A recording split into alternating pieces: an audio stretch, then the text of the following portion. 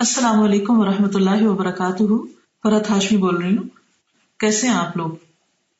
اس ہفتے آپ سے ایک واقعہ شیئر کرنا چاہوں گی جو ایک بیوہ خاتون نے مجھے لکھا. وہ کہتی ہیں کہ میں اپنے معذور بھائی کے ساتھ رہتی ہوں. ان کے ساتھ ایک عجیب و غریب واقعہ پیش آیا.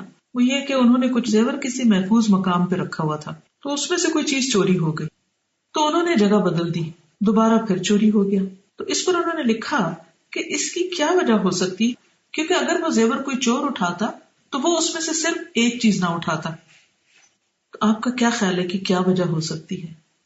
مجھے اس پر بخاری کی وہ حدیث یاد آئی جو آیت الکرسی کے بارے میں حضرت ابو ہریرہ رضی اللہ تعالیٰ عنہ بیان کرتے ہیں کہ ایک دفعہ اللہ کے رسول صلی اللہ علیہ وسلم نے ان کو صدقہ فطر کے کام پر مقرر کیا.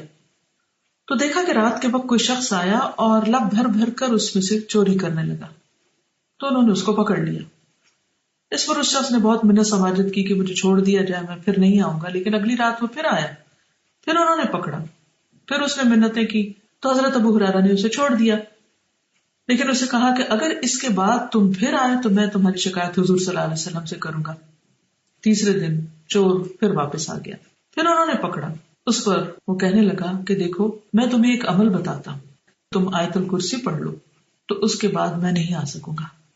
حضرت ابو ہریرہ نے یہ واقعہ نبی صلی اللہ علیہ وسلم سے آ کر بیان کیا تو آپ نے فرمایا تھا وہ جھوٹا لیکن بات اس نے سچ کہی, وہ شیطان تھا. ایک حقیقت ہے کہ جب انسان آیت الکرسی پڑھتا ہے تو ایک حدیث کے مطابق اللہ سبحانہ وتعالیٰ کی طرف سے اس شخص کے لیے ایک نگہبان مقرر کر دیا جاتا ہے. تو جب ہم رات کو سوتے وقت آیت الکرسی پڑھتے ہیں تو ہماری جان, مال اور اولاد کی بھی حفاظت ہوتی ہے. آپ بھی آزمائیے. اللہ حافظ. السلام علیکم ورحمۃ اللہ وبرکاتہ.